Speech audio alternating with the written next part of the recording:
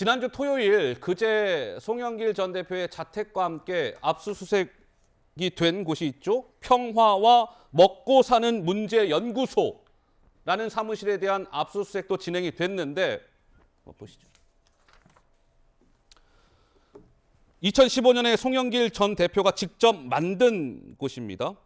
이 평화와 먹고 사는 문제 연구소. 송영길 전 대표의 외곽 지지 그룹 아니냐 이런 이제 한간의 얘기가 나오는 곳인데 이 기부금 내역을 한번 봐주시죠. 2021년 1월부터 5월까지 한번 봐주시는데 2021년 5월에 다들 아시는 바와 같이 전당대회가 있었죠. 정확히 5월 2일에. 그런데 2021년 1월부터 4월까지 이런 기부금이 모였어요. 근데 여기서 약간 특징적인 것은 전당대회가 있기 직전 2021년 4월에 좀 많이 나오죠. 6,055만 원. 그랬다가 5월 2일에 전당대회가 있고 전당대회가 끝나니까 또 어찌된 일인지 그곳에 기부금 액수가 팍 줄어듭니다. 장 최고님, 여기 뭘가 느껴지십니까? 액수도 액수지만요. 4달 동안 1억 6천만 원 가까운 기부금이 모였다. 네. 이게 정치인들이 만드는 포럼이나 연구소에 들어가는 기부금치고는 상당한 고액입니다. 기본적인 액수 자체가요. 예. 그러니까 송영길 전 대표 측에서는 이 입금된 기부금 어디에 썼는지 지출 영수증 다 증빙했다라고 말하지만 검찰에서는 저 기부금이 전당대회 돈봉투로 쓰이지 않았을까 의혹을 가지고 지금 압수수색을 하고 있고요. 결정적으로 예. 저 연구소의 회계를 담당하는 책임자가 얼마 전에 프랑스 파리를 갔다 왔다고 합니다. 파리를 갔다 왔어요? 이건 일반적으로 말 맞추기 위해서 증거 인멸을 위해서 파리에서 송영길 전 대표를 만나고 왔을 가능성이 너무나 농후한 하나의 징조라고 보여지기 때문에 예. 이 부분에 대해서 수사를 전개하지 않을 수 없는 것이고요. 만에 하나 저 연구소에서 일정 자금이 전당대회에 쓰여진 게 확인이 된다면 예. 송영길 전 대표가 직접 가담했다라는 그런 혐의를 입증할 가능성도 더욱더 높아지는 것입니다. 저는 아무리 생각해도 저 박모 씨가 최근에 파리를 방문한 것 자체가 송영길 전 대표 측의 패착이 아닐까. 이게 증거인멸 이 가능성을 높여줘서 추후에 구속영장 신청이나 발부 가능성도 대단히 높이는 하나의 잘못된 긁어부스럼이 아닐까 싶은 생각이 들고요. 예. 바로 이런 점이 부각되고 있기 때문에 송영길 전 대표가 내일 자진 출두 형식의 기자회견을 하는 것 같습니다. 나는 언제든지 조사받을 용의가 있다. 그러니까 구속하지 말아달라는 사전에 어떤 구속영장 발부를 피하기 위한 조치 차원에서 검찰이 부르지도 않았는데 이 중앙지검에 가서 기자회견을 하려는 게 아닐까 싶네요. 알겠습니다. 저 기부금 이제 내역과 관련해서 왜 그렇다면은 2021년 5월 전당대회 직전에 기부금이 다른 때보다 많이 들어왔고 전대가 또 끝나니까 그 기부금 모금 액수가 확 줄어든 이 배경이 수상하다. 검찰은 그 기부금 내역도 살펴보고 있다고 합니다. 자, 이런 가운데 송영길 전 대표의 이런저런 의혹과 관련해서 송 전 대표의 대변인을 맡을 뻔했던 사람이죠. 맡지는 결국 않았으니까 바로 이 민주당 의원입니다. 직접 목소리로 확인해 보시죠. 돈을 못 찾다 보니까 여기도 뒤지고 저기도 뒤지고 하면서 송 대표한테 온 겁니다. 검찰 수사가 갈팡질팡하고 있는 단계다. 청년 송영길이 결혼을 할 때 부인하고 이런 약속을 했다 그래요. 예. 재산을 쌓으려고 하지도 말고 물려주려고도 하지 말자. 그리고 실제 송영길 전 대표는 지금 환갑이 좀 훌쩍 넘었는데 한 번도 자기 집을 가져본 적이 없는 사람이에요. 그래서 그런 면에 있어서 송영길 대표의 무력이라 그럴까요? 이런 부분에 대해서는 제가 믿음이 있습니다.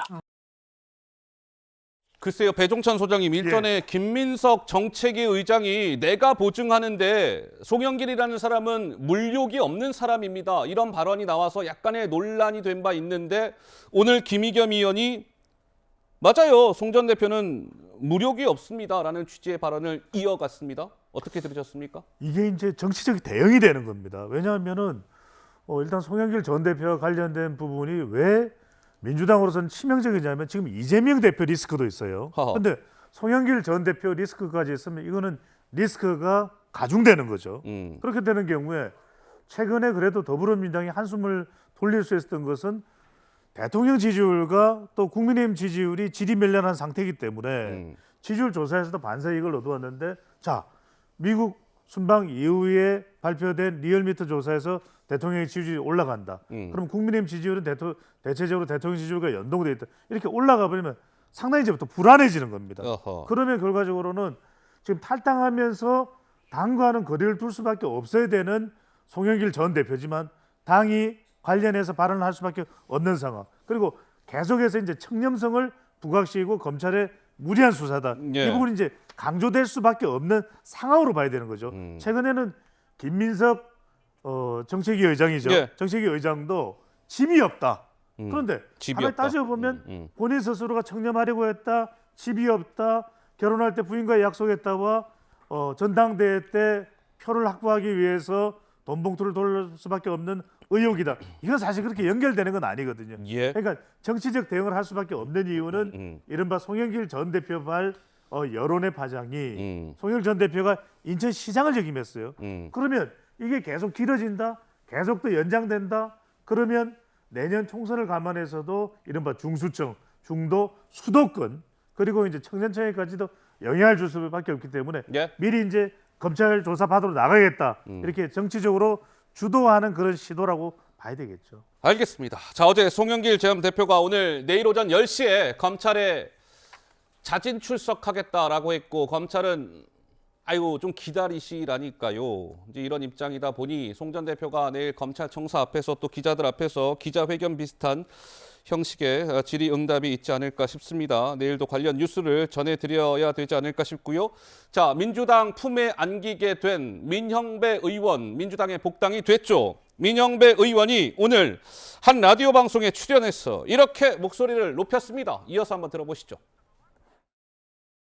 민주당 의원들한테도 어떤 서운함을 느끼신 건가요? 표현이 좀 적절할지 모르겠습니다만 술탄을 원래 전투가 벌어지면 술탄을 적진을 향해 던져야 되는 거잖아요. 근데 자기 참호에다가 터뜨리는 것 같은 그런 느낌이 있었는데 쭉 보니까 일관되게 그런 비슷한 태도를 보였더라고요. 그러니까 늘 자기 정치를 하는 과정에서 이게 도움이 된다 싶으면 이게 당이든 상대방이든 우리 당이든 구분하지 않고 자기가 필요한 발언을 하는 그런 분들이었구나 생각이 돼서 요즘은 저도 이제 제일 집중할 테니까 그분들도 이제 자기를 하시면 좋겠다. 네. 자꾸 그러시면 그게 다 나중에 자기한테 다 돌아오는 거 아니겠습니까? 자, 민영배 의원이 복당이 된 다음 날 민주당 의원 전원에게 A4 용지 2장 분량의 친전을 뿌렸답니다. 이런 내용을 담았어요. 내가 외롭기도 했지만 결코 후회는 없습니다. 다시 그 시절로 돌아간다 해도 제 결단은 같을 겁니다. 그 상황이 돼도 저는 아마 민주당을 탈당할 거예요. 우리 내부에서까지 손가락질하는 일을 납득하기 어렵습니다. 또 있습니까? 위장 프레임으로 제 행위를 평가하는 일부 견해에 서운한 마음이 있습니다. 라고 얘기했습니다. 자, 장최고 보시기엔 어때요? 요즘에 민영배 의원이 본인을 약간 공격하는 민주당 소속 이상민, 이원욱 이런 분들을 향해서 저분들은 우리 내부 사람이 아닌 것 같은데요 라는 취지의 공격 메시지를 내놓고 있던데 좀 어떻게 보시는지요? 그러니까 저는 민영배 의원이 민주당 내 비주류들이랑 서운하네 말해 네. 하는 거에는 관심이 없어요. 그건 관심이 없고. 그건 민주당 당내 문제니까. 네. 그런데 헌법재판소에서 절차적 문제가 있다고 지적을 했잖아요. 네. 물론 그 절차적 문제가 이 법의 어떤 실효까지 바꿀 정도는 아니다라는 애매모호한 판결. 그 판결이 5대6으로 나오면서 결과가 나오긴 했습니다만 이 헌법재판소라는 기관에서마저도 법사위에서 일어났던 일련의 사태에 대해서 안건 소위 무력화, 위장 탈당 등에 대해 문제를 지적했는데 네. 그렇다면 적어도 그 부분에 대해서는 본인이 좀 더 낮고 겸허한 자세로 사과하는 게 맞지 않나. 그러니까 복당을 받아들이는 부분이나 당내에서 이견이 표출되는 건 민주당 당내 사정이기 때문에 제가 왈가왈부할 일은 아니라고 생각을 합니다. 예. 그런데 헌재의 어떤 지적에 대해서 민영배 의원이 마치 개선 장군이나 이 점령군처럼 무슨 전쟁의 1등 공신이 금이환영한 것처럼 저런 태도를 보이는 것은 민주당 당내 문제가 아니라 헌법을 존중하는 차원에서 대단히 부적절하다는 문제의식을 가지고 있습니다. 알겠습니다. 자, 민영배 의원 얘기까지 해봤습니다.